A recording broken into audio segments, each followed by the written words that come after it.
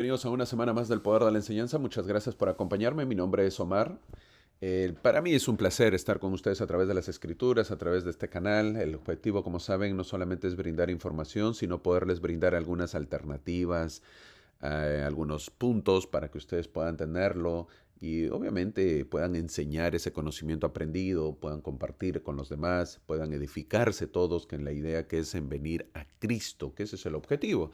Así que vamos a empezar esta clase que nos corresponde ya casi la última semana, bueno, es la última semana del mes de marzo, la cual ya hemos terminado lo que es el Antiguo Testamento, perdón, una parte del Antiguo Testamento que viene a ser Génesis, parte del Pentateuco, y nos corresponde el segundo libro que es del Antiguo Testamento que viene a ser Éxodo capítulo 1 al capítulo 6. Veremos ahora la nueva historia ya, la historia obviamente sabiendo de que el pueblo judío va creciendo. Ahorita conoceremos eso un poquito más. Como saben, estamos estudiando lo que es el manual Ven, sígueme de la Iglesia de Jesucristo de los Santos de los Últimos Días.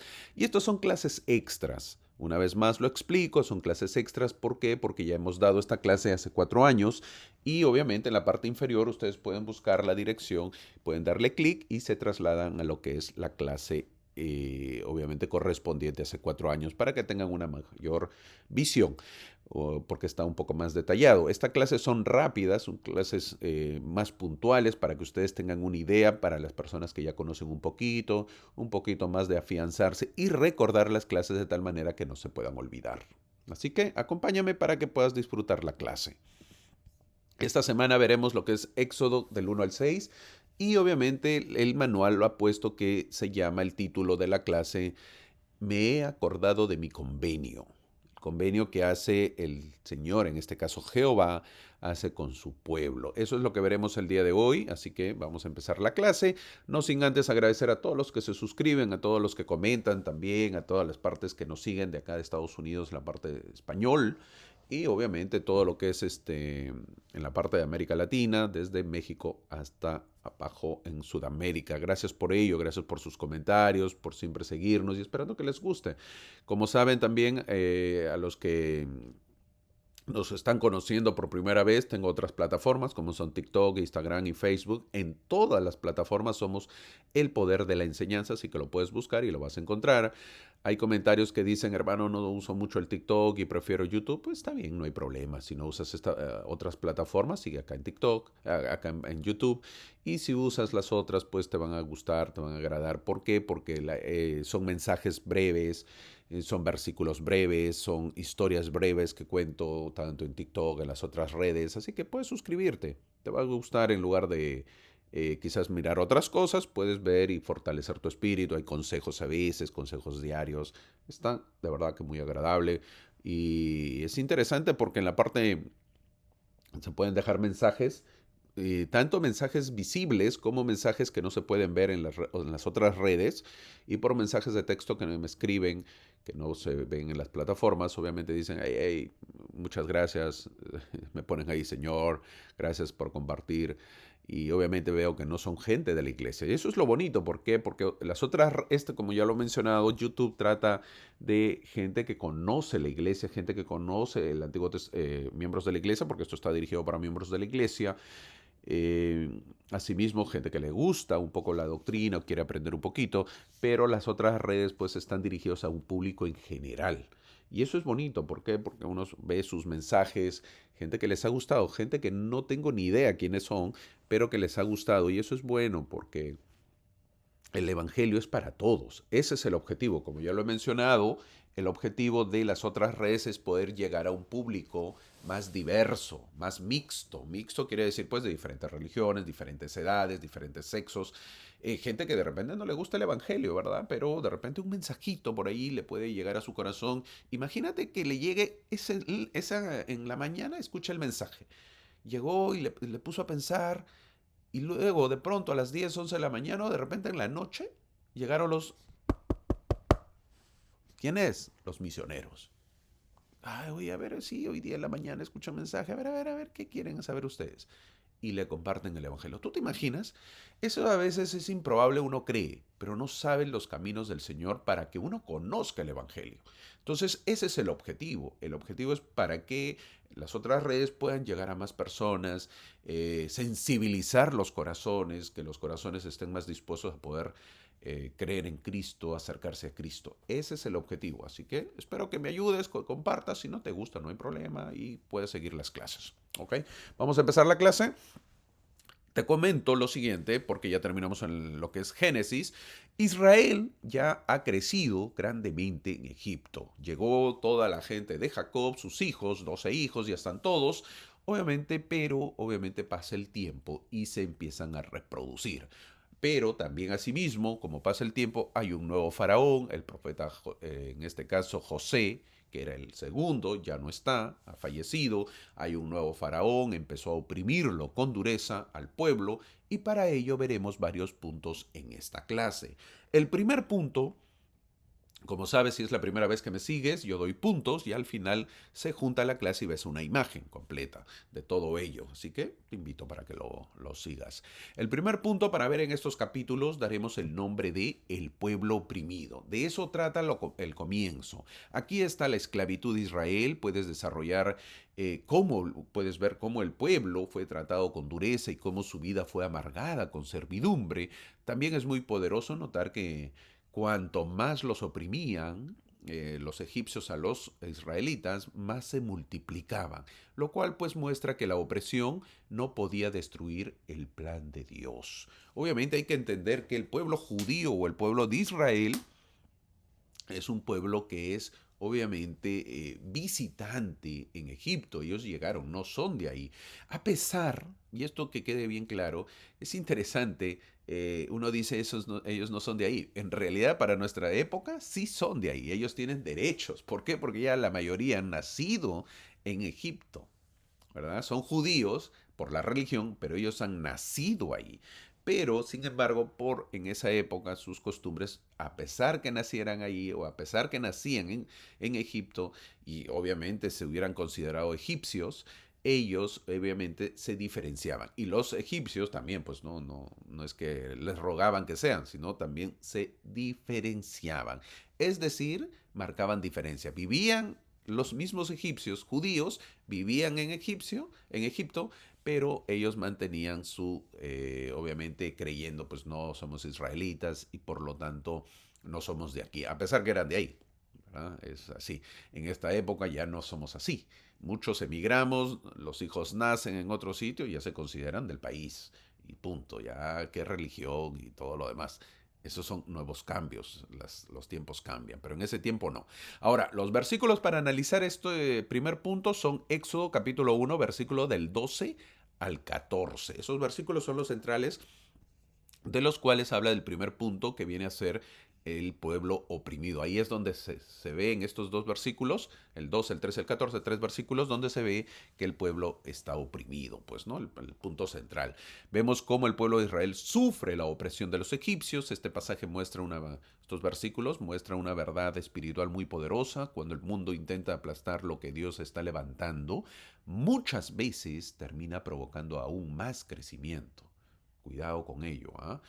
A veces el mundo quiere aplastar las cosas de Dios, pero no se da cuenta que el Señor hace que provoque más crecimiento. Eso pasa con Israel ahora, en la actualidad. Muchos lo quieren eliminar, todo la gente de Medio Oriente pues odia a Israel, lo quiere eliminar y ellos se siguen reproduciendo y siguen creciendo, ¿no? Hay que tener mucho cuidado. Egipto quiso debilitar a Israel por medio de la opresión, el cansancio y la humillación, porque ellos eran los que mandaban. Pero en vez de destruirlo, lo hizo multiplicarse más. Eso revela que la bendición de Dios no depende pues de la comodidad que tengamos, sino del propósito de Dios. En estos versículos no solo vemos sufrimiento que había, aprendemos también que la aflicción no siempre es señal de abandono, a veces en el escenario donde Dios demuestra que su mano sigue obrando. El pueblo ya estaba siendo tratado con dureza, pero aún seguía creciendo. Es interesante, ¿verdad? Te maltrata, imagínate, pues llegas cansado, pero aún así hay tiempo para reproducirse. Las mujeres se vuelven muy fértiles y el pueblo sigue creciendo. El pueblo estaba siendo tratado con dureza, pero seguía creciendo. Eso enseña que hay vidas que, aunque pasen por temporadas de presión, no se secan. ¿Por qué? Porque llevan dentro una promesa divina. Pues esa era la promesa del Señor, que ellos se iban a reproducir, iban a crecer. Por otro lado, Egipto tenía miedo y el faraón no estaba reaccionando solo a un pueblo numeroso, estaba reaccionando al hecho de que había algo en Israel que no podía controlar. Poco a poco se va dando cuenta que no es cualquier pueblo. El pueblo de Israel ya está creciendo y al crecer y ellos marcar diferencia y los egipcios también marcar diferencia, es decir, habían dos países en uno, obviamente que el pueblo de Egipto ya, obviamente el pueblo egipcio ya ellos tratan de poder controlarlo, pero se dan cuenta que se les va a salir de control. Así pasa muchas veces en la vida espiritual, mi amigo. Cuando Dios comienza a hacer crecer algo en una persona, su fe, su carácter, su propósito, su influencia, siempre va a haber oposición. El enemigo se alarma por lo que todavía tiene futuro. Este pasaje, estos versículos, también nos deja ver cómo funciona la maldad humana, por ejemplo. Primero observa, luego teme, después oprime y finalmente endurece más su trato. Así es el mundo con la gente. Así actúa el corazón que no quiere someterse a Dios. Egipto pasó de la preocupación al abuso. Querían abusar, maltratarlos. Obviamente no podían matarlos a todos, pues no iba a haber todo un caos. Imagínense si los mataban a todos, el pueblo se rebelaba y iba a haber toda una insurrección y eso peligraba su vida de ellos también. Así que mejor los oprimían ahí nada más como para que no se levante.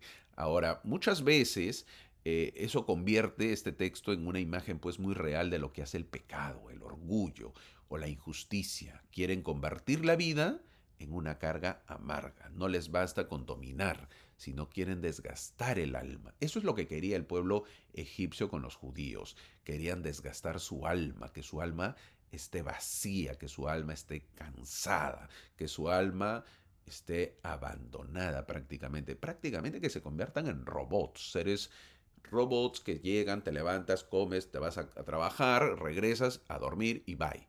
Entonces no piensas, no oras, no meditas, no haces una vida normal, sino eres un robot. Eso es lo que querían, sin almas, ¿verdad? Querían desgastar el alma, querían maltratar su alma de ellos, algo que no está bien. Ahora, la expresión de que les amargaron la vida es muy fuerte, porque no habla solo de trabajo físico, sino de un sistema diseñado para robar esperanza, la dignidad y el descanso, pues, no eran gente que les decía, hey, vengan, trabajemos juntos, no, los maltrataba. En otras palabras, Egipto no solo quería mano de obra, quería quebrar el espíritu del pueblo. Y esa es una de las tácticas más antiguas de la opresión. Así se hace.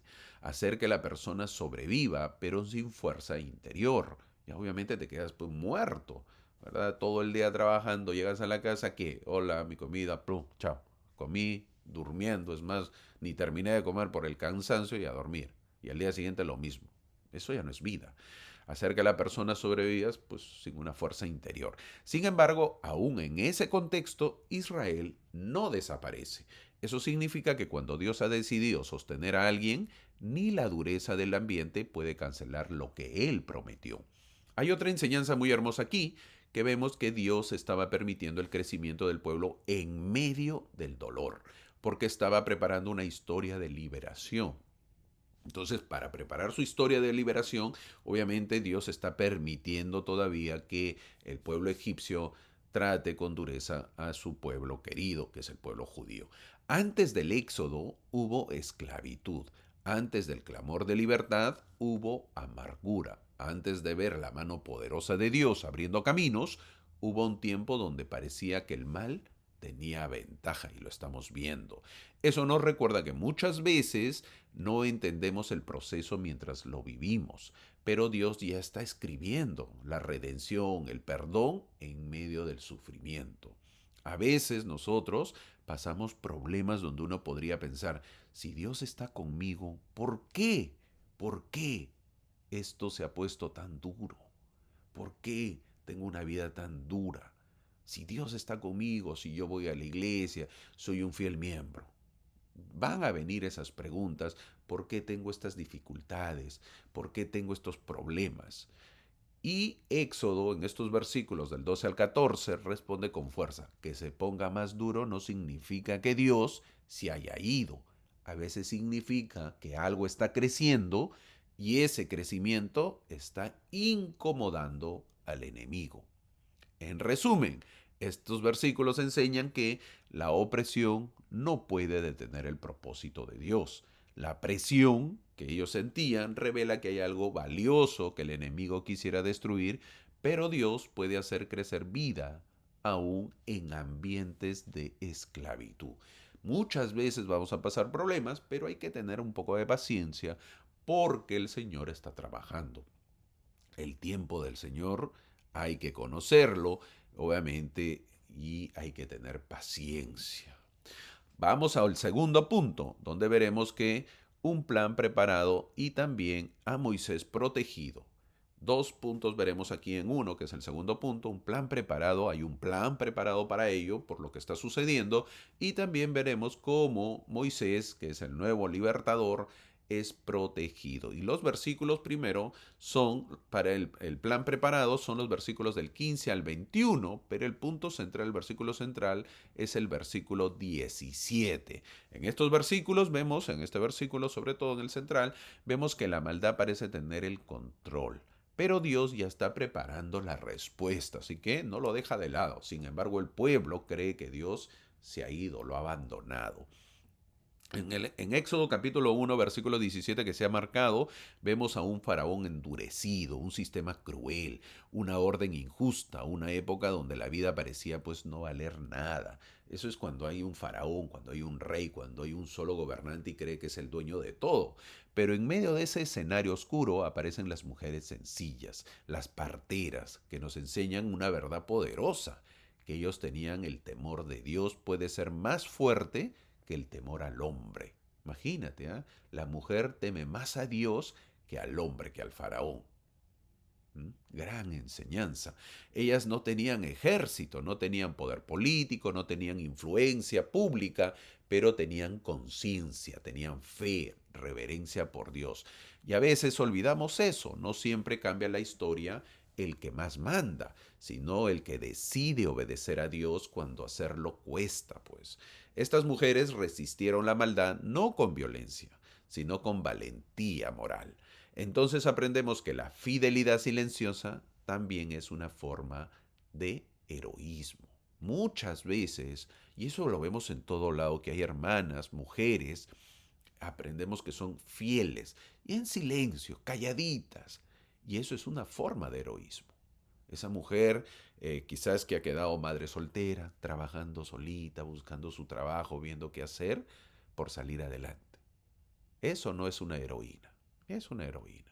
Esa hermana que va con dos hijos de repente porque el marido no quiere ir a la iglesia y tiene que llevar a sus hijos todos los domingos, levantarse temprano, preparar el desayuno, a hacer que los niños, en este caso, se cambien, se vistan, los cambia, los arregla, ella sola también, y los lleva a la iglesia, sola. Díganme si no es una heroína. Son heroínas. Así como ahora hay heroínas, en ese tiempo hubo heroínas mucho más grandes. ¿Por qué? Porque había una orden crucial que el faraón había dado y las parteras, en otras palabras, se rebelan ante el faraón. ¿Por qué? Porque hacen que no matar a los niños donde había dado el faraón la orden. Luego veremos a Moisés protegido y para ello vemos los versículos del 1 al 10 del capítulo 2 del Éxodo. Estos versículos son mucho más que la historia del nacimiento de Moisés. Es un testimonio profundo de que cuando todo parece amenazado, Dios ya está preparando la salvación. El pueblo no se da cuenta. El pueblo se queja, se sigue quejando, el pueblo sufre, pero el Señor ya está trabajando y nadie se da cuenta de ello. Esto es una enseñanza para nuestras vidas. Muchas veces también sufrimos, pero no vemos que el Señor ya está trabajando en nuestra ayuda. Ahora, estos versículos nacen en medio de un tiempo oscuro, donde había dolor, persecución y un decreto de muerte. El ambiente era de miedo. para los israelitas. Parecía que el mal tenía el control, pero justo allí, en medio de esa crisis, Dios comenzó a mover su mano silenciosamente. Lo hermoso de este relato es que Dios no aparece con truenos ni con manifestaciones espectaculares. Aquí Él obra de una manera más callada, pero igual de poderosa. Obra a través de una madre valiente, de una hermana atenta, de una canasta sobre el río y hasta del corazón de una princesa egipcia. Así es donde nace Moisés y obviamente es ayudado por estas personas. Aprendemos que Dios no siempre trabaja de forma visible. Él nunca deja de trabajar. Estos versículos también nos habla del valor de la fe en tiempos inciertos. La madre de Moisés no podía controlar el futuro de su hijo. No se puede controlar, sobre todo viviendo en ese país con una orden donde era matar a todos los hijos primogénitos o sobre todo hijos varones de los judíos. Pero ella sí podía hacer algo, protegerlo, confiarlo y soltarlo en las manos de Dios. Muchas veces nosotros tenemos que hacer lo mismo, soltar a nuestros hijos, pero en las manos de Dios. Entonces vemos que hay momentos en la vida en que no podemos resolver todo. No podemos asegurar el mañana, no podemos evitar todos los peligros, pero sí podemos hacer nuestra parte y luego confiar en que Dios hará lo que nosotros no podemos hacer. Moisés en aquella pequeña canasta parecía frágil, indefenso y expuesto. Lo pusieron en una canasta a la deriva. Este sería su inicio del control sobre el agua, que después de años él hará pues que el agua otra vez lo recuerde y el mar se abra en dos. Es interesante ver esta simbología. Moisés, obviamente puesto en una canasta y es salvado en las aguas, y luego él tiene el control de las aguas al hacer que el mar se parta en dos. Bonita analogía, por grande enseñanza que uno puede aprender. Pero vemos también espiritualmente, esa canasta representa algo muy poderoso. Lo que está en manos de Dios no está a la deriva.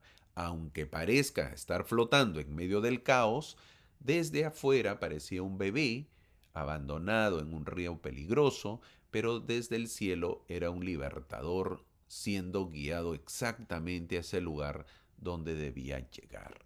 Otro detalle muy impactante es que Dios usa incluso la casa del enemigo, es decir, del faraón, para preservar al que iba a traer liberación. Moisés termina siendo criado en el ambiente del mismo imperio que oprimía a su pueblo. Eso nos muestra que Dios puede tomar lo que parecía amenaza y convertirlo en preparación. Lo que parecía contradicción, en realidad era propósito. A veces no entendemos por qué Dios permite ciertos escenarios, pero después descubrimos que allí mismo nos estaba formando para algo mayor. Muy complicado de entender para el ser humano, pero no para Dios. ¿Te imaginas? El faraón da una orden que no quiere ver a ningún niño varón judío y al final no se da cuenta que en su propio hogar, en su propio palacio, él está alimentando o criando pues a un niño judío que él quiere matar. A ver, cosas de la vida, cosas que suceden cuando Dios está a cargo de todo. El faraón obviamente no se da cuenta de ello, sin embargo lo cría, lo alimenta y le da lo mejor todavía al gran Moisés. Entonces aprendemos de estos versículos que el propósito de Dios no puede ser cancelado por los decretos humanos. Gran enseñanza eso.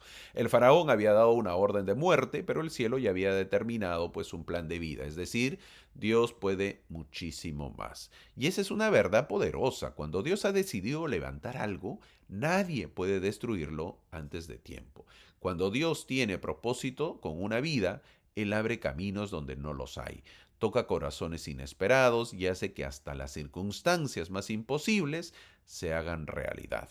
Aprendemos que Dios cuida lo que Él ha escogido. Moisés aún era un bebé, no había predicado, no había liderado, no había hecho milagros, no había cruzado el mar, no había subido al monte. Y aún así ya es escogido. Aún así Dios ya lo estaba cuidando. Ni Moisés lo sabía. Eso también habla en nuestro corazón. el amor y el plan de Dios sobre nuestra vida no comienzan cuando hacemos algo grande, comienzan mucho antes, incluso cuando somos débiles, pequeños y dependientes. Muchas veces nos sentimos débiles sin saber que el Señor nos prepara con mucho tiempo anticipado. Muchas veces los grandes planes de Dios comienzan en escenas pequeñas, un hogar, una madre llorando, una madre observando de lejos, una decisión de compasión. El mundo suele esperar grandeza en lo espectacular, pero Dios muchas veces empieza su obra en lo sencillo, en lo oculto, en lo silencioso. Lo pequeño en manos de Dios puede convertirse en el inicio de una historia inmensa. Todo Egipto no sabía, ni los mismos israelitas no sabían quién estaba en esa cesta, ni en quién se convertiría luego de años. Será el gran Moisés, el libertador del pueblo judío. También vemos en estos versículos a una familia aparentemente indefensa, a una madre que no puede detener el decreto del faraón, pero sí puede poner a su hijo en las manos de Dios. Muchas veces nosotros tampoco podemos controlar todo lo que nos rodea. Hay momentos en los que no podemos cambiar los decretos de los hombres, no podemos evitar el dolor, no podemos detener el peligro, pero sí podemos hacer algo que es actuar con fe y confiar en que Dios puede cuidar aquello que nosotros no podemos sostener por siempre. La historia de Moisés bebé es una de las imágenes más tiernas y poderosas de la providencia divina. Nunca debemos subestimar lo que Dios puede hacer con una vida que el mundo considera vulnerable. El faraón quiso destruir a los niños hebreos, pero Dios estaba preservando precisamente pues al niño que un día sería instrumento de liberación.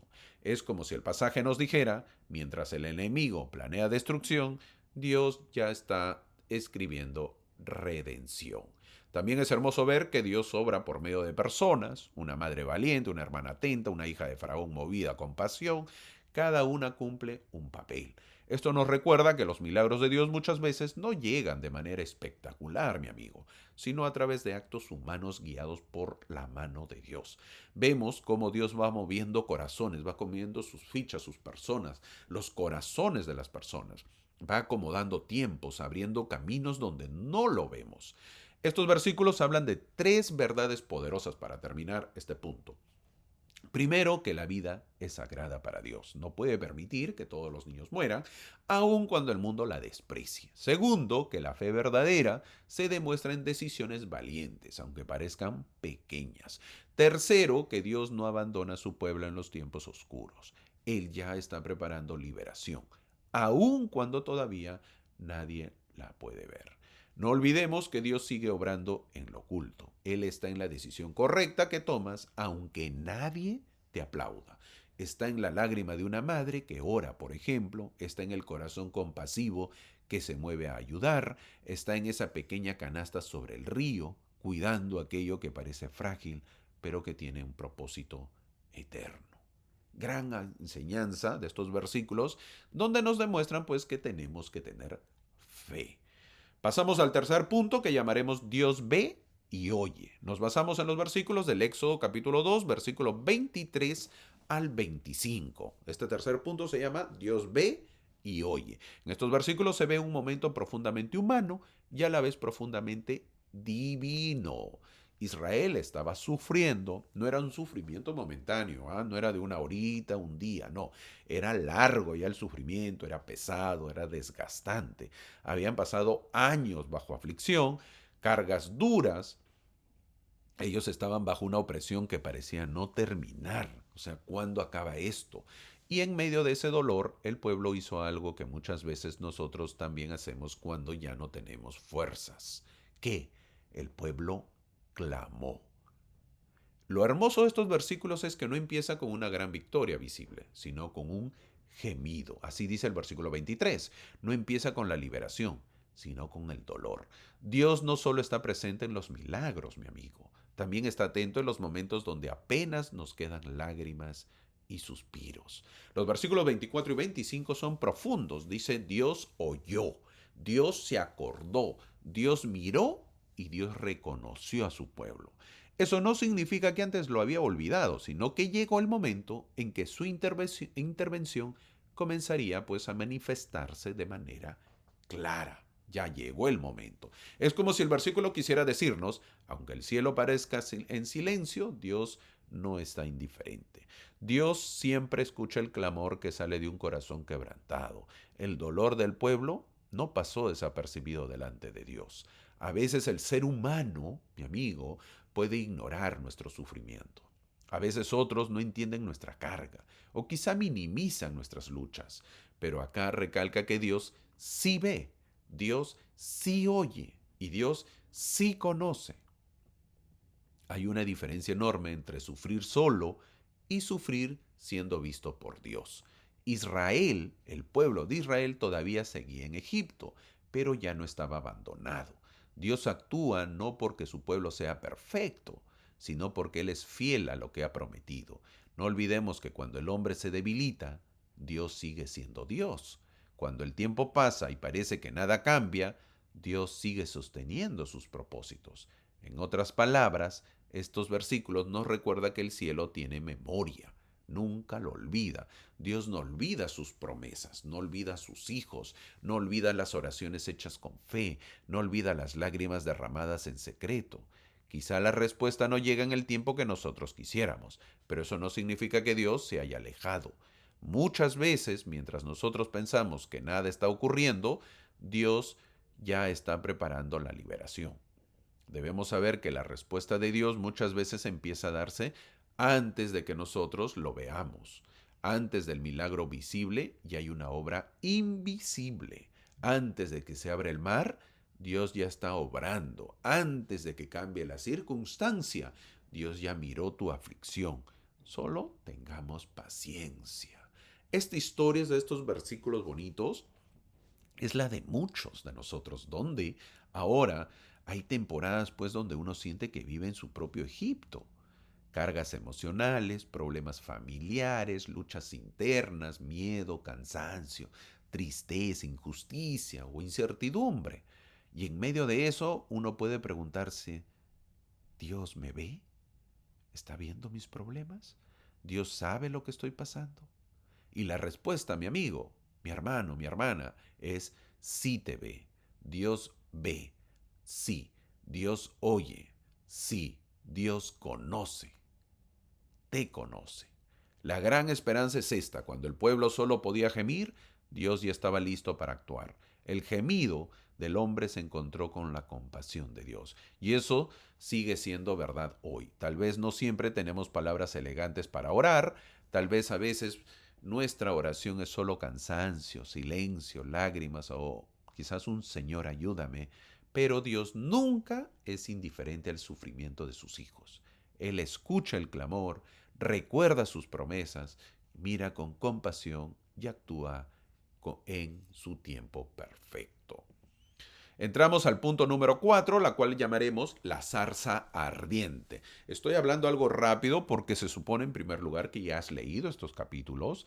Aparte de eso, conoces estos versículos, conoces esta historia, por eso estoy hablando de puntos rápidamente, porque si no lo has hecho, una vez más, mira en la parte inferior, te puedes dirigir a la clase hace 4 años, donde hablo un poco más detallado. Aparte de ello, también deberías leer la clase antes de poder empezar esta clase y de esa manera te va a ayudar. Por eso estoy hablando algo rápido de los versículos. Y dirán, hermano, ¿pero qué dice? Pues eso lo tienes que leer ahí, porque si no se me va el tiempo. Entramos al cuarto punto, la cual llamaremos la zarza ardiente, basado en los versículos del capítulo 3 de Éxodo. El capítulo 3 son los versículos del 1 al 6. Estos versículos. Estos versículos marcan un momento decisivo ya en la vida de Moisés. Hasta aquí Moisés no está en un palacio, ya fue crecido, ya fue liderado, pero él sale de Egipto. No está liderando multitudes, no está haciendo milagros, él está en el desierto, cuidando ovejas, viviendo una etapa aparentemente silenciosa, sencilla y hasta olvidada, apartada del mundo egipcio y de la vida de reyes. Ahora él es un pastor, precisamente allí, en ese lugar común, en esa rutina humilde. ¿Por qué? Porque es rutina, porque él siempre tiene que salir a pastear los animales. Dios se le manifiesta. ¿Y por qué? Obvio, no se podía pasar pues una vida desperdiciada de Moisés. Moisés no era cualquiera, era el salvador de los judíos y estaba derrochando toda esa vida. Se le había salvado cuando nació y no para nada, sino para que haga algo. Eso ya nos enseña algo profundamente hermoso. Dios no necesita escenarios grandes para revelarse. Él puede encontrarnos en el desierto de nuestra vida, en la monotonía, en el cansancio, en una temporada donde parece que no está pasando nada extraordinario. Para el gran Moisés, todavía no es el gran, sino es don Moisés, hasta ahorita, aquel día parecía un día normal, pero para Dios era el día señalado. Y así ocurre muchas veces con nosotros. Mientras pensamos que estamos en una etapa estancada, Dios puede estar preparando el momento exacto para hablarnos. Siempre debemos estar preparados entonces. La zarza que arde y no se consume no es solo algo sobrenatural para llamar la atención de Moisés, también transmite un mensaje espiritual, que Dios se revela con fuego, símbolo de su poder, su pureza y su gloria. Pero el hecho de que la zarza no se consuma muestra que la presencia de Dios no destruye lo que toca cuando Él tiene un propósito. Ahí eso es lo que está enseñando, que cuando vemos y leemos, no lo vemos, pero sí lo leemos, que la zarza no se consume, obviamente muestra, nos da a entender que la presencia de Dios es así, es poderosa, fuerte, pero no destruye lo que toca cuando Él tiene un propósito. Más bien lo sostiene, lo transforma y lo llena de significado. Donde Dios se manifiesta, lo ordinario puede convertirse en santo. Los versículos dicen que Moisés decide acercarse en el versículo 3 del capítulo 3 del Éxodo. El pueblo, él pudo haber ignorado la señal. Bueno, lo miró y pudo haber seguido caminando. Él pudo haber seguido caminando, considerar que no le valía la pena pues detenerse, ¿no? No era curioso, pero él se acercó. Y eso también habla de nuestra vida espiritual. Hay momentos en que Dios pone señales, impresiones, llamados silenciosos, y la diferencia la marca nuestra disposición para detenernos y mirar. Muchas veces no es que Dios no hable, sino que nosotros vamos demasiado rápido para notar su voz. Moisés se detuvo, observó y se acercó. Y ahí comenzó todo. Cuando Dios lo llama por su nombre, Moisés, Moisés, en el versículo 4, vemos algo muy íntimo. Dios, al llamarlo por su nombre, Dios no lo trata a Moisés como uno más. Lo conoce personalmente. No le dijo, hey, ven, Señor, venga, venga, usted, sí, venga. No, lo llama por su nombre. Es decir, Dios lo conoce personalmente. Esa es la pregunta. ¿Por qué lo conoce? ¿Mm? Sí, mi amigo, Dios te conoce. Si mañana tiene un propósito para ti, te va a llamar por tu nombre, porque Dios te conoce. Dios no trata a Moisés como uno más, sino lo conoce. No lo llama por su pasado, por su fracaso, por su huida, ni por sus años en el desierto. Lo llama por su nombre. Eso es muy poderoso porque nos recuerda que Dios no nos ve solo por lo que hemos hecho o por la etapa en la que estamos. Él nos ve por quienes somos delante de Él y por el propósito que ha depositado en nosotros. Luego viene una de las frases más impactantes del versículo del pasaje, en el versículo 5. Le dice, quita tu calzado de tus pies porque el lugar en que tú estás, tierra santa es. El desierto no era santo por sí mismo, ¿no? En sí, ¿qué de santo tiene el desierto? Se volvió santo porque Dios estaba allí. Cuando vemos que la santidad no siempre está ligada a un lugar famoso, sino el lugar es santo porque Dios se aparece o la presencia de Dios está ahí. Cuando Dios se manifiesta, el terreno cambia. Y espiritualmente eso significa que hay momentos en los que debemos detenernos con reverencia, con humildad y limpieza interior. Quitarse el calzado representa pues dejar la prisa, el orgullo, la autosuficiencia y reconocer que estamos ante el Dios santo. En ese momento es muy seguro que Moisés se haya preguntado quién es el que habla, ¿verdad? ¿Serán los dioses egipcios? Porque él tenía esa enseñanza. Él fue criado con eso. ¿O será el Dios de los egipcios que le enseñó su madre? ¿O será el Dios de los israelitas o de los hebreos que le enseñó su madre, porque su madre le enseñaba también. Es por ello que Dios se presenta ante Moisés como el Dios de Abraham, Isaac y Jacob. Está recordándole a Moisés que él sigue siendo el mismo Dios, fiel del pacto. Aunque hayan pasado años, aunque Israel esté sufriendo, aunque parezca que el cielo ha guardado silencio, Dios no ha olvidado su promesa. Él sigue presente, sigue siendo fiel, sigue teniendo memoria de su pueblo. Moisés cubre su rostro porque entiende que está frente a una realidad demasiado grande, demasiado santa y demasiado gloriosa. El verdadero Dios se le presenta, el gran Jehová. Pasamos al quinto punto que se llama yo estaré contigo, le dice después. Eso está en el capítulo 3 del Éxodo, versículos del 11 al 12. Este pasaje nos muestra uno de los momentos más hermosos, más humanos de Dios, de Moisés. Dios lo llama para una misión grande, santa e imposible a los ojos del hombre. ¿Por qué? Porque tenía que ir delante del faraón y sacar a Israel de Egipto. ¿Te imaginas escuchar eso? Pero en lugar de ver a un Moisés fuerte y seguro, vemos a un hombre que se siente pequeño, se siente incapaz y ilimitado, que por cierto no es para menos, ¿verdad? No es para menos.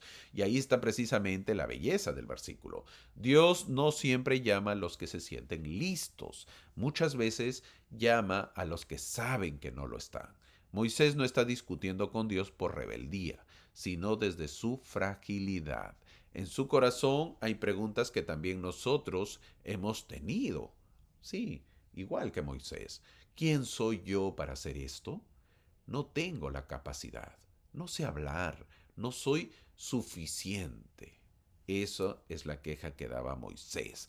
Muchas veces el mayor obstáculo para obedecer a Dios no es el enemigo ni las circunstancias, sino la imagen que tenemos de nosotros mismos, porque nos sentimos menos. No confiamos muchas veces y es por eso que el peor enemigo es uno.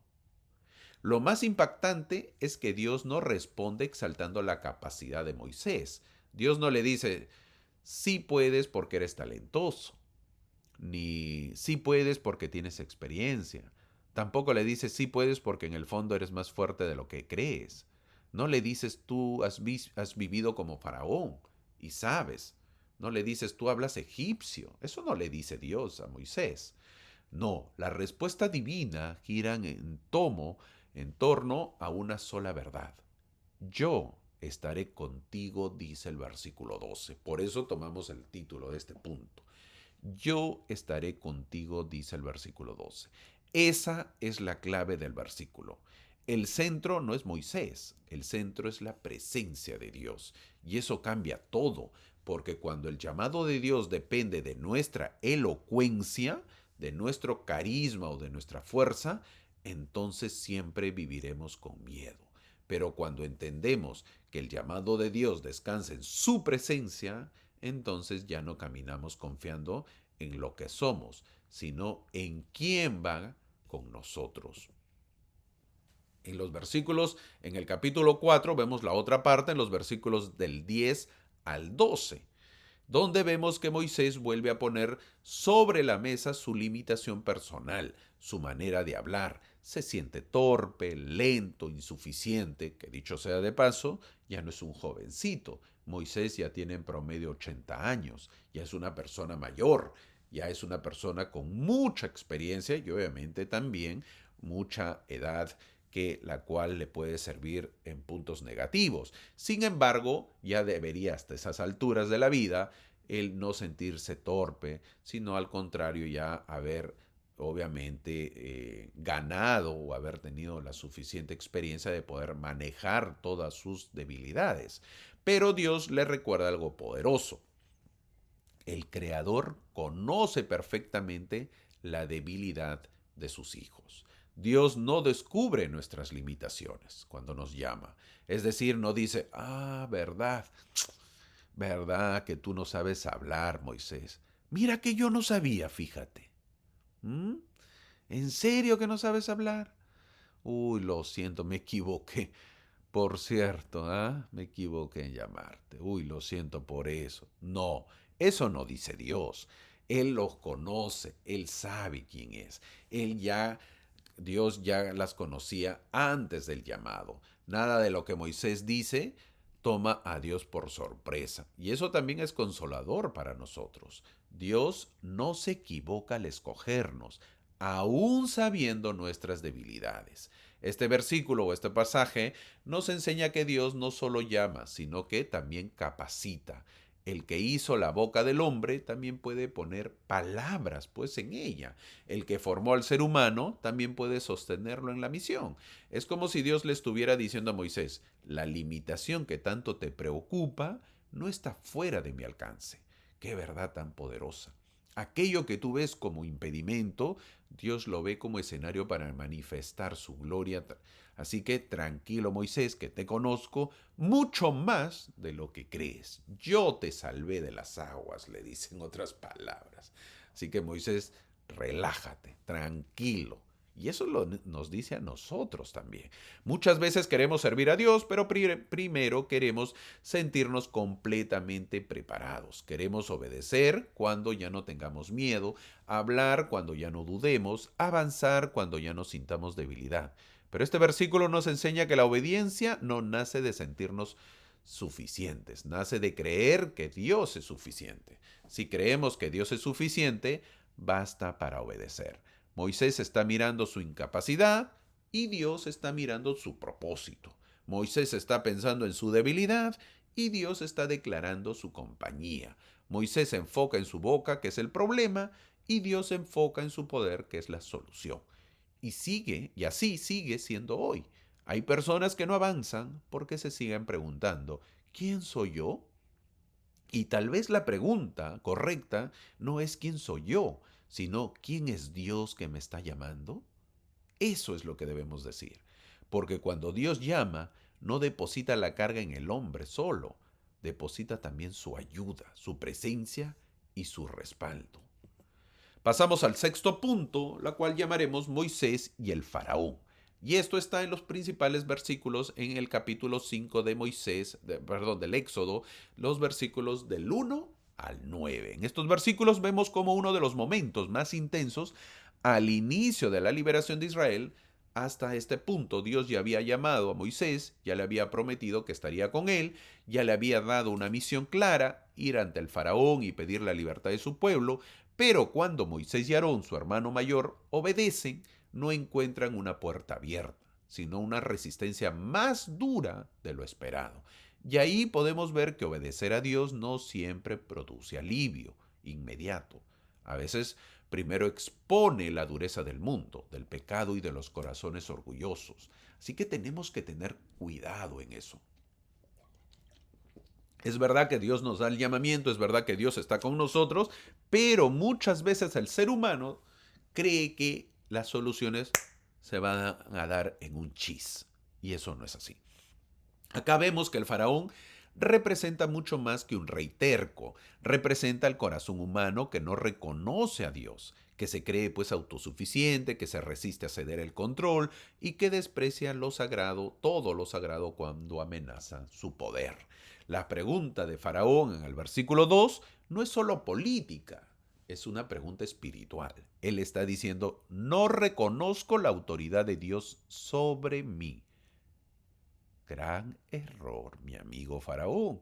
¿Por qué? Porque eso te va a esto te va a quitar el puesto. Eso vas a tener graves problemas sobre ello.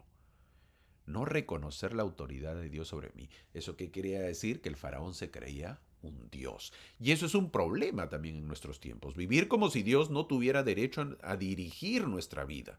Tengamos cuidado. Eso tengamos cuidado. Muchas veces el ser humano se cree dueño de su vida. No es 100% real eso.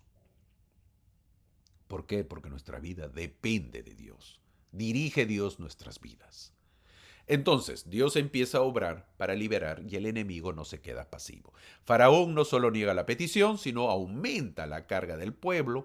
Aprendemos que cuando alguien quiere salir del pecado, pues la opresión se vuelve más fuerte. Moisés llega para sacar al pueblo del pecado entre paréntesis, no es pecado, sino del sufrimiento, y obviamente que el faraón le da más cansancio, más trabajo. Es lo mismo que pasa con el ser humano. Nosotros muchas veces queremos salir del pecado y pero obviamente eso parece más fuerte, más difícil se pone. No porque Dios haya abandonado el proceso, sino porque la resistencia del enemigo se hace más visible. También vemos que el faraón interpreta el deseo del pueblo de adorar a Dios como pereza en el versículo 4. Ah, estás perezoso, por eso estás orando a Dios. Esto pasa muy a menudo en estos tiempos, donde vemos que los poderes de este mundo confunden que la adoración con inutilidad, la devoción con debilidad y la obediencia con pérdida de tiempo. ¿Para qué vas a perder tiempo a la iglesia? Dice. Es decir, adorar a Dios es pérdida de tiempo para ellos. ¿Lo es pérdida de tiempo para ti, mi amigo? ¿Ir a la iglesia es pérdida de tiempo? ¿Leer tus escrituras es pérdida de tiempo? Ver mensajes inspirados, ver los mensajes de las autoridades generales o ver estas clases, ¿es pérdida de tiempo? Tenemos que saber que el ser humano no fue creado solo para producir, trabajar o sobrevivir. Fue creado también para adorar, para recordar quién es su verdadero Señor. Faraón quería un pueblo agotado, sin tiempo para pensar, sin fuerzas para creer, sin espacio para buscar a Dios, algo que el mundo hace ahora. Los trabajos son exigentes, duran mucho tiempo y las personas no tienen tiempo para ir a la iglesia. Vemos que el enemigo quiere a la persona tan ocupada, tan cansada, tan presionada, que ya no ore, que ya no medite, que ya no busque la presencia de Dios. Y a veces caemos en esos juegos. Entramos al punto número 7, que es el penúltimo, porque son 8 puntos, lo cual vas a ver a continuación, el punto 7, y basados en los versículos del 19 al 23 del capítulo 5 del Éxodo. Este punto llamaremos pruebas de fe. Había llegado el momento de poner a prueba la fe. En estos versículos vemos el inicio de la liberación de Israel. El pueblo ya había oído la promesa de Dios. Moisés ya había obedecido, el faraón ya había escuchado el mandato divino, pero en lugar de mejorar, todo empeoró. La carga aumentó, la presión creció, el sufrimiento se intensificó y lo que parecía el comienzo del milagro empezó a sentirse como una decepción. ¿Qué viene? Vienen los problemas, que nunca falta. ¿Cuál es la enseñanza? A veces cuando Dios empieza a obrar, primero salen a la superficie que las resistencias que estaban escondidas. Tenemos que saber que no siempre la obediencia produce alivio inmediato. En ocasiones produce conflicto, no porque Dios haya fallado, sino porque cuando la luz entra, las tinieblas reaccionan. No lo olvides. Aquí vemos a un pueblo frustrado, herido, confundido. Ellos esperaban alivio, pero recibieron más trabajo. Esperaban libertad, pero sintieron más opresión. Y eso los llevó a hacer algo muy humano: mirar a Moisés como si él fuera el problema. ¿Te imaginas que todos lo miraron a Moisés ahora, en ese momento? Esto pasa mucho también en la vida espiritual. Cuando no entendemos el proceso de Dios, fácilmente culpamos al instrumento, al líder, a la circunstancia. Incluso llegamos a pensar que obedecer a Dios fue un error. Tan bien que estábamos y ahora estamos en problemas. Ante ello, Moisés no responde con orgullo ni con dureza. Él no dice: ¿y qué quieren que haga? El Señor me ha mandado, ¿no? Moisés es humilde y él va a Dios y abre su alma. Se siente confundido, se siente quebrantado, se pregunta por qué. Si vino en el nombre de Dios, la situación, ¿por qué se volvió peor? Aprendemos que la fe verdadera muchas veces se ve como una oración llena de preguntas. Moisés no entendía el proceso, pero hizo lo correcto. Llevó su dolor a la presencia de Dios. No huyó del llamado, no se rebeló contra Dios, no enterró sus emociones. Fue honesto delante del Señor. Y eso es muy importante, mi amigo, porque muchas veces pensamos que la espiritualidad consiste en no sentir dolor. no sentir frustración o no hacer preguntas. Estos versículos nos enseñan que Dios también escucha al siervo cansado, confundido y herido. Desde la perspectiva humana parecía que nada estaba funcionando, parecía que la misión había fracasado, parecía que la obediencia había traído más problemas que soluciones. Pero desde la perspectiva de Dios, el plan seguía avanzando, aunque ellos no podían verlo todavía. El pueblo no sabía lo que venía. El Señor, sin embargo, el Señor ya estaba preparando la caída del faraón y la futura liberación de su pueblo. Qué hermoso hubiera sido estar en ese tiempo. Pero solo como espectador, ¿verdad? Y decirle al pueblo, hey, tengan paciencia un poco más. No, pero ¿cómo esto? Ya empieza el problema. No, paciencia, miren lo que les va a venir. Ustedes no se imaginan la liberación que van a tener, ¿verdad? Nos hubiera encantado. A mí me hubiera encantado estar ahí. No me hubiera gustado de repente ser parte del pueblo, porque yo también de repente hubiera estado ofuscado, con problemas, renegando, enojándome por todo el trabajo que nos daba. Pero así actúa el Señor. Ya estaba a punto de llegar su liberación. En estos tiempos pasa lo mismo. Hay temporadas en las que oramos, obedecemos, damos pasos de fe y sin embargo las cosas parecen ponerse más difíciles. A veces una decisión correcta trae oposición. A veces una oración sincera no produce cambios inmediatos. A veces hacer la voluntad de Dios nos mete en una etapa donde todo parece más pesado. Pero debemos recordar que Dios no ha perdido el control, solo porque nosotros no entendamos el momento. Eso debe estar claro. Dios no ha perdido el control, así no nosotros no entendamos lo que pasa en el momento. Es por eso, una vez más, mi amigo, es por eso que yo te invito, y no lo digo con el afán de que de verdad que lo quiero que hagas, sino que para que pongas a pensar, estas clases te ayudan en la vida, las escrituras te ayudan en la vida. Todo tenemos que buscar cosas que nos ayuden en la vida. Por eso hice un canal, la cual yo te lo he comentado. Y no es que haga el cherry o la publicidad, pero eso ayuda, mi amigo. Versículos, si tú te vas a las plataformas, vas a encontrar versículos o pasajes de los líderes, las cuales tú de repente lo puedes escuchar uno al día. Y eso te puede ayudar en los momentos que pasamos tristezas y dolor. La vez pasada puse un comentario, bueno, un versículo, un consejo, y ahí justo me comentaron, hicieron el comentario. Justo quería escuchar esto porque estoy pasando esto en mi vida. Eso es un gran consuelo para uno. Eso necesitamos muchas veces. ¿Por qué? Porque nuestra fe puede caer, nuestra fe puede decaer, se puede sentir débil y necesito fuerzas, necesito energías. Todos lo necesitamos. Así que busquemos las formas. Si no es a través de mis canales, busca otras maneras. De repente los himnos, de repente más escrituras, mirar otros programas, etcétera, que te ayuden. Pero busquemos eso. Llegamos al punto número 8, al octavo y último. Tenemos los versículos más importantes en los versículos del 5 al 8 del capítulo 6 del Éxodo, que llamaremos las promesas de la redención. Estos versículos son muy tiernos, firmes y esperanzadores de todo el relato del Éxodo. No es solo un mensaje para Israel, es una revelación del corazón de Dios. Cuando el pueblo estaba sufriendo, cansado y aparentemente olvidado, Dios no respondió con silencio, sino con promesas. Y eso ya nos enseña algo muy poderoso, que cuando el dolor del hombre parece más fuerte, la fidelidad de Dios sigue siendo mayor. Los versículos nos muestran a un Dios que oye, que recuerda, que actúa y cumple. Israel estaba esclavizado, oprimido, quebrado en su ánimo. Humanamente no había salida, mi amigo. No existía la salida según el hombre. Y obvio, no existía si no había Dios. Si no hubiera existido Dios, ese pueblo no tendría salida. Pero justo allí en el lugar donde la esperanza parecía apagarse, Dios reafirma su pacto.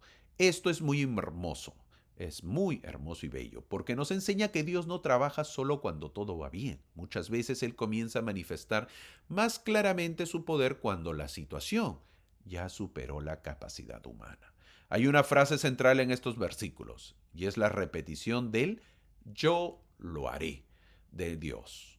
Sí, esa frase que él usa, yo lo haré, dice Dios. En el versículo 2 dice, yo os sacaré, os libraré, os redimiré, os tomaré, os llevaré. Es decir, yo haré todo, dice Jehová. En otras palabras, la liberación de Israel no iba a depender de la fuerza del hombre, sino de su fuerza, de su estrategia y de su mérito. Iba a depender de Dios, del poder y de la iniciativa de Jehová. Esto es profundamente consolador, porque muchas veces nosotros también atravesamos etapas donde no tenemos fuerzas para salir. Solos, no podemos salir solos de lo que nos oprime, de esas cargas emocionales, de esas luchas internas, de la tristeza, del miedo, de la confusión o pruebas que parecen largas. Dios no solo ve nuestra esclavitud, él también tiene poder para sacarnos de esa esclavitud. Dios no promete solo sacar al pueblo de Egipto, promete llevarlo a una tierra y darle identidad y establecer una relación profunda con ellos. Es decir, Dios no solo libera del dolor, sino que también conduce hacia un propósito. Él no lo saca a su pueblo simplemente para dejarlo en el vacío, lo saca para acercarlo a Él, para cumplir sus promesas y para darles un futuro. Vamos conociendo a Dios que no solo rescata, sino que también restaura, guía y establece destino. El Señor dice que ha recordado su pacto. No significa que Dios se había olvidado, sino que estaba entrando en el momento de actuar conforme a lo prometido. A veces creemos que el cielo está en silencio y pensamos que Dios se olvidó de nosotros. Pero este pasaje enseña que el silencio de Dios nunca es ausencia de Dios. Él sigue siendo fiel aún en los procesos largos. Él sigue sosteniendo sus promesas aún cuando todavía no vemos el cumplimiento. Por otro lado, también vemos que la relación que Dios desea con su pueblo no es distante ni fría. Él quiere, Jehová quiere que sepan quién es Él. Quiere que sepan que es Jehová. Quiere que reconozcan su mano, su autoridad, su amor y su poder redentor. No se trata solo de Israel, se trata de una esclavitud externa. Se trata de que conozcan al Dios que los rescata. A veces el milagro más grande no es solo que cambie nuestra circunstancia, sino que en medio de ella lleguemos a conocer más profundo quién es Dios. Poderosa clase, me ha encantado esta clase como todas y obviamente para ello te presento el resumen. El primer punto que hemos visto es el pueblo oprimido.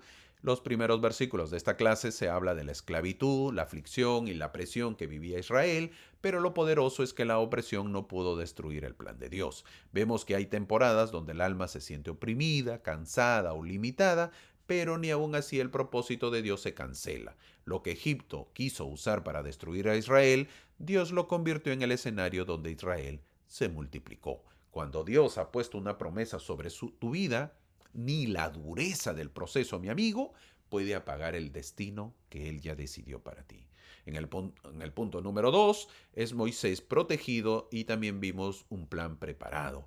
Este punto está en la escena del niño Moisés en la canasta, donde vemos que su madre lo coloca entre los juncos, una especie de madera, palos o especie de para hacer las canastas, ese material. Su hermana observa de lejos y la hija del faraón lo encuentra. Vemos que Dios estaba protegiendo al libertador antes de que él mismo pues supiera quién era. Así empieza la vida del gran Moisés. También vimos a las parteras que temieron a Dios y preservaron la vida de los niños. Luego la madre, la hermana y la hija del faraón en la protección todos de Moisés. Esos versículos vimos que pensamos nosotros que Dios solo obra en lo grande, pero el Éxodo nos enseña que Él también obra en cunas escondidas, en manos temblorosas, en mujeres valientes y en actos pequeños de obediencia. Y cuando Dios decide preservar algo, ningún decreto humano puede destruirlo. Lo que Dios tiene propósito de levantar, Él mismo lo protege, lo guía y lo prepara, aún en medio de la oscuridad. Vimos un tercer punto que es Dios ve y oye. Este punto sale directamente del capítulo final del capítulo 2 del Éxodo. El pueblo gemía, clamaba, y Dios oyó, se acordó, miró y reconoció. Es uno de los pasajes más tiernos que el dolor del pueblo nunca fue ignorado por el cielo. Entonces el tema central o el corazón de la clase es Dios ve, oye, recuerda su convenio y desciende para librar a la gente. Es por eso que eso está en la parte central. El cuarto punto es la zarza ardiente, el llamado de Dios. Aprendemos de estos versículos que vimos que Dios se revela en el desierto. Lo llama por su nombre a Moisés, transforma lo común en santo y pide una respuesta de reverencia. Es el momento en que Moisés descubre que su temporada de silencio no era abandono, que su temporada de pastor terminó. Empezaba la preparación. A veces pensamos que estamos solo cuidando ovejas en el desierto, pero en realidad Dios nos está llevando al lugar donde escucharemos su voz y entenderemos que nunca estuvimos olvidados. Vimos el punto número 5, que es yo estaré contigo. Vimos en estos versículos que no trata solamente de la inseguridad de Moisés, trata del contraste entre la debilidad humana y el poder divino. Nos recuerda que Dios puede usar a personas temerosas, limitadas y quebrantadas, porque su obra nunca ha dependido de la perfección del instrumento, sino del poder de la mano que lo sostiene. El punto número 6, llamado Moisés y el faraón. Vimos en el capítulo 5 de Éxodo que nos enseña que la verdadera fe no solo cree cuando todo avanza bien. La verdadera fe también permanece cuando obedecer parece empeorar las cosas. Vimos aquí, cuando Dios comienza una liberación, primero queda al descubierto quién gobierna realmente el corazón, qué cadenas existen y cuánta oposición hay contra su voluntad.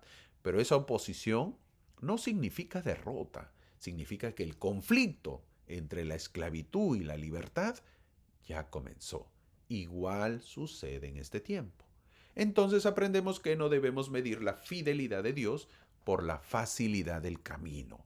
A veces el camino se pone más duro antes de que llegue el milagro. A veces la noche se vuelve más oscura justo antes del amanecer.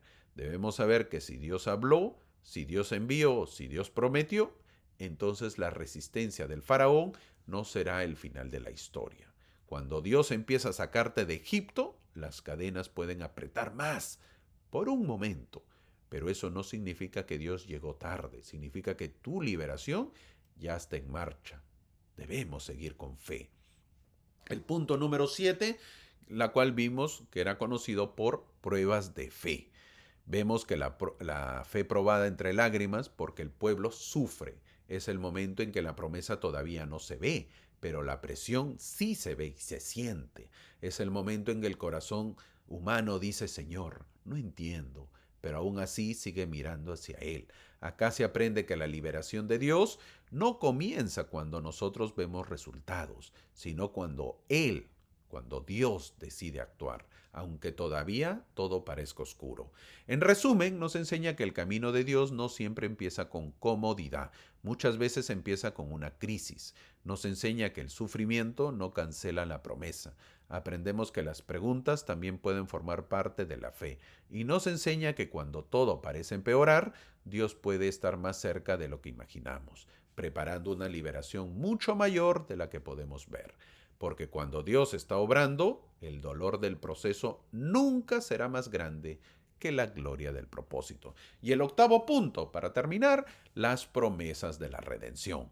Vimos los versículos de esperanza para los momentos en que el alma está cansada.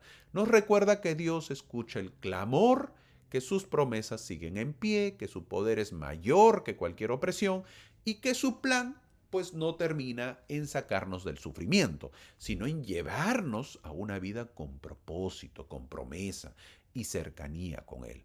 Aunque hoy el proceso sea duro, Dios sigue diciendo, yo lo haré. Y cuando Dios dice que hará algo, ninguna cadena, ningún faraón y ninguna noche larga puede detener lo que Él ha determinado cumplir.